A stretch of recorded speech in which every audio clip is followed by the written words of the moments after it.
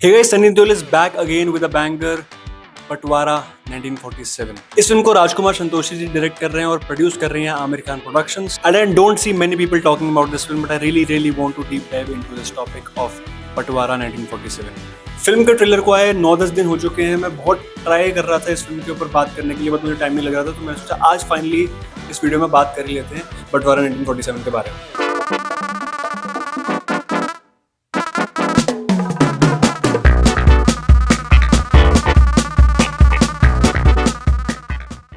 जो ट्रेलर हमने देखा वो लग रहा है कि असगर वजाहत साहब का एक प्ले है, एक बहुत सेलिब्रेटेड प्ले है, जिस लाहौर ना वेख्या ओ जमाई नहीं, वो हमें कहीं ना कहीं इसमें देखने को मिलता है। फिल्म का सेंट्रल प्रेमाइज इस तरह से काम करता है कि एक मुस्लिम रेफ्यूजी फैमिली है जो कि पहले लखनऊ में रहती थी, वो लाहौर आती है पार्टीशन के बाद। ट्रेलर शुरू होता है, हमें दिखाया जाता है कि वो सेलिब्रेट कर रहे हैं फ्रीडम को, सेलिब्रेट कर रहे हैं आज़ादी को, लेकिन हमें दिखाया जाता है कि कहीं ना कहीं इंटरनल डिस्प्यूट्स भी शुरू हो गए हैं अलग अलग धर्म के, अलग अलग मजहब के लोगों को लेकर। जिसमें हमें एक मुस्लिम फैमिली दिखाई जाती है जो कि लखनऊ में रहती थी, बट कुछ इंटरनल डिस्प्यूट्स के बाद, कल्चरल डिस्प्यूट्स के बाद उन्हें लखनऊ से लाहौर जाना पड़ता है सेटल होने के लिए। ट्रेलर के अंदर जो सनी देओल की हमें फैमिली दिखाई गई है वो कहीं ना कहीं मुझे ऐसा लगता है कि मिर्जा फैमिली के बारे में बात हो रही है, जिसमें हमें सनी देओल का कैरेक्टर जो है वो सिकंदर मिर्जा और प्रीति जिंटा का कैरेक्टर हामिदा मिर्जा का कैरेक्टर जो कि सिकंदर मिर्जा की वाइफ होती है वो हमें देखने को मिलेगा। हमें दिखाया जाता है कि ये लाहौर जाते हैं, उनको एक अथॉरिटी जो है वो घर अलॉट करती है, वो वहाँ रह रहे हैं। तब उन्हें पता लगता है कि उस घर में उनके अलावा एक और औरत रह रही है जो कि प्ले कर रही है the great Shabana Azmi ji.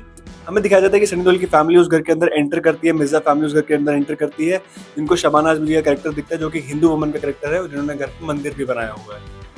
Movie के अंदर legal ownership, emotional ownership, historical ownership, इसके बारे में हमें बात होती हुई दिख रही है। इसमें हमें दिखाया जाता है कि सनी देओल के घर के अंदर कुछ लोग आ जाते हैं और वो देखते हैं कि शबाना आजमी जी का कैरेक्टर जो कि हिंदू है वो वहाँ पर रह रहा है। वो वहाँ पे देखते हैं कि एक मंदिर भी है, जिस पर वो आगे से रिस्पॉन्ड करते हैं कि इस मंदिर को तोड़ दो। बहुत सारी अथॉरिटीज ने ऐसा एज्यूम कर लिया है कि सनी देओल का कैरेक्टर यानी मिर्जा फैमिली जो है वो कहीं ना कहीं हिंदूज को लेके ज्यादा इंक्लाइंड है, बट अपने मुस्लिम आइडियोलॉजी को भूल रही है, मुस्लिम्स को भूल रही है, वो हिंदुओं की तरफ ज्यादा जा रहे हैं। जब वो सीन आता है जहाँ पे वो बोलते हैं कि मंदिर को तोड़ दो, वहाँ पे एक सनी देओल साहब का एक बहुत अच्छा डायलॉग आता है जहाँ पे वो बोलते हैं कि मंदिर तोड़ना इस्लाम नहीं है।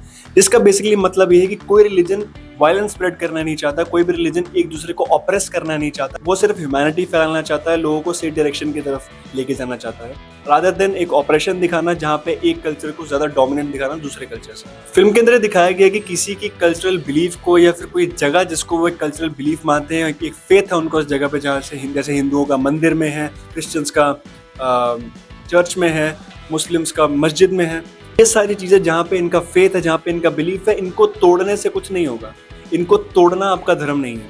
ट्रेलर के अंदर एक बहुत ही सेंट्रल फिलोसफिकल लाइन हमें देखने को मिलती है जिसमें वो बोलते हैं कि कोई भी धर्म खराब नहीं होता, लोग खराब होते हैं। इसी सेंट्रल फिलोसफिकल लाइन के ऊपर, इसी थीम के ऊपर हमें 2010 में एक और फिल्म देखने को मिली थी जिसका नाम था माय नेम इज खान, जिसके अंदर शाहरुख खान साहब का जो कैरेक्टर था उसकी मदर उनको बोलती हैं कि दुनिया में सिर्फ 2 किस्म के इंसान होते हैं, अच्छे इंसान और बुरे इंसान। वहां पे भी रिलीजन की बात नहीं करी गई थी, वहां पे इंसानों की बात करी गई थी, जो कि बहुत अच्छी बात है। जितना मुझे समझ में आ रहा है ट्रेलर को देख के कि सनी देओल साहब का जो कैरेक्टर है सिकंदर मिर्जा का, वो कहीं ना कहीं फैमिली का हेड होगा, जो फैमिली की प्रोटेक्शन में, फैमिली की सेफ्टी में जितना कर सकता है उतना करेगा उन मुस्लिम अथॉरिटी से जो कहीं ना कहीं उनको हिंदुओं की तरफ ज्यादा इंक्लाइंड समझ रही है। और प्रीति जिंटा का कैरेक्टर जो हामिदा मिर्जा का कैरेक्टर है, जो सनी देओल की वाइफ बनी है, वो कहीं ना कहीं फैमिली को इमोशनल सपोर्ट देने में हेल्प करेगी। इन सारे ऑपरेशंस, इन सारे इंटरनल कॉन्फ्लिक्ट्स, अथॉरिटीज के ऊपर जो, अथॉरिटीज से जो फैमिली के ऊपर प्रेशर आ रहा है, इन सब चीजों को लेकर जो फैमिली का रिस्पॉन्स होने वाला है, वो कहीं ना कहीं इस फिल्म का एक बहुत ही मेजर इमोशनल थ्रेड होने वाला है। I am sure about that. उसके बाद हमें फिल्म का थीम, ट्रेलर के अंदर एक थीम शिफ्ट देखने को मिलता है जो कि थीम पैट्रियोटिज्म, नेशनलिज्म, रिलीजन से हटके मदर के ऊपर जाता है, जहाँ पे वो बोलते हैं कि मदर को, माँ को हिंदू मुस्लिम में ना बांटे, माँ अपने आप में एक रिलीजन है, अपने आप में एक मजहब है। जिसमें हमें एक बहुत ही ब्यूटीफुल सी चीज दिखाई गई है कि every human beings first religion is mother. और ये बिल्कुल सही बात है। I belong to a Hindu family and I proudly say that I am a Hindu. Yes, we inherit religion from others, but understanding it is our choice. मैं Hinduism inherit करता था, मैं हिंदुइज्म इनहेरिट करता हूँ, मैं वो चाहूँ या ना चाहूँ ये मेरी चॉइस थी, but I choose to be a Hindu, that is why I can proudly say that I am a Hindu. ये चीज रिलीजन को और मदर को अलग अलग बनाती है। That mother is the one who is the first religion, वो आपको सब चीजें दिखाती है। मेरे लिए मेरा सबसे पहला रिलीजन हिंदुइज्म ना होके मेरे पेरेंट्स, मेरे मदर, मेरे फादर, मेरे पेरेंट्स है। फिल्म का म्यूजिक A.R. रहमान ने दी है और उसके lyrics the great writer Javed Akhtar साहब ने लिखे हैं। ओवरऑल मुझे ट्रेलर बहुत अच्छा लगा, बट जिस चीज़ के बारे में मुझे बहुत इंपॉर्टेंटली इस वीडियो में बात करनी है वो है कि will this film be able to survive the Dhurandhar effect. अब धुरंधर ने क्या किया ना, धुरंधर ने हमारी नेशनलिज्म को, हमारे पैट्रियोटिज्म को, हमारी स्टोरीज को बहुत ही ग्राउंडेड, बहुत ही बढ़िया तरीके से पर्दे के ऊपर लाया। बहुत ही ऑथेंटिक चीजें हमें दिखाई गई, जिसकी वजह से लोग अब उसके अलावा किसी भी और किस्म की स्पाई फिल्म को एक्सेप्ट ही नहीं कर पा रहे। इसका बेस्ट एग्जांपल है वाईआरएफ स्पाई यूनिवर्स का डाउनफॉल। और अगर इस फिल्म के अंदर उन्होंने कहीं ना कहीं कोई भी ऐसी चीज दिखा दी जो कि ओवर द टॉप है, बिलीवेबल नहीं है, क्योंकि कहीं ना कहीं इधर उधर निकल जाती है स्टोरी से और स्टोरी के साथ अलाइन नहीं रहती, तो इस फिल्म को बहुत बड़ा बैकलैश मिलने वाला है। एंड व्हाई आई थिंक वो ओवर द टॉप चीजें हैं, वो अनबिलीवेबल चीजें हमें इसके अंदर देखने को मिलेंगी, वो इसलिए देखने को मिलेंगी because Sunny Deol is the main character of the film and this is the MSP. Sunny Deol की फिल्म, सनी देओल को हम जानते ही इस तरह से हैं कि वो भाई फिल्म ही ऐसी करता है, वो एक कैरेक्टर ही वैसा है कि भाई वो चीजें ही ऐसी करता है जो अनबिलीवेबल होती हैं।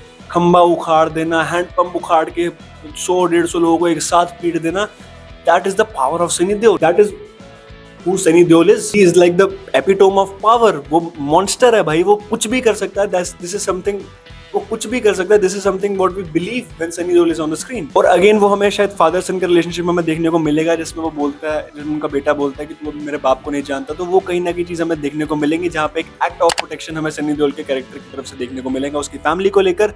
एंड बहुत ज्यादा किस्म का कहते हैं ना ओवर द टॉप एक्शन मुझे लग रहा है हमें देखने को मिलेगा। बट अगर वो एक पॉइंट के बाद बिलीवेबल नहीं लगा और इस फिल्म का कंपैरिजन धुरंधर पार्ट 1 पार्ट 2 से हुआ, जो कि होगा 101% होगा, तो ये फिल्म बॉक्स ऑफिस पे फेल हो सकती है। मोस्ट प्रॉब्ली चांसेस तो हैं। बट इन अ नटशेल, जब मैंने बंटवारा 1947 का ट्रेलर देखा, मुझे अच्छा लगा, मुझे कॉन्सेप्ट अच्छा लगा, मुझे कहानी जितनी मेरे को समझ में आई वो अच्छी लगी। जहाँ चीज़ों की जहाँ जाके इन्होंने हिस्टोरिकल रेलेवेंसेस उठाए हैं, हिस्टोरिकल चीज़ें उठाई हैं, वो मुझे काफ़ी अच्छी लगी। डिटेलिंग मुझे अच्छी लगी, म्यूजिक भी ठीक है, जावेद अख्तर साहब ने लिरिक्स लिखे हैं, काफी अच्छा लग रहा है सुनने में। राजकुमार संतोषी जी डायरेक्ट कर रहे हैं। I am really excited to see कि क्या हमें देखने को मिलता है। फिल्म रिलीज होने वाली है 14 अगस्त को and I am really excited to see कि क्या हमें बंटवारा 1947 के अंदर कुछ नया, कुछ बढ़िया, अगेन वही वैसा पैट्रियोटिज्म एंड नेशनलिज्म के ऊपर जो फिल्म बेची जाती है वैसा कुछ ना देखने को मिले, बट कुछ ओरिजिनल, कुछ ऑथेंटिक, कुछ बढ़िया हमें देखने को मिले।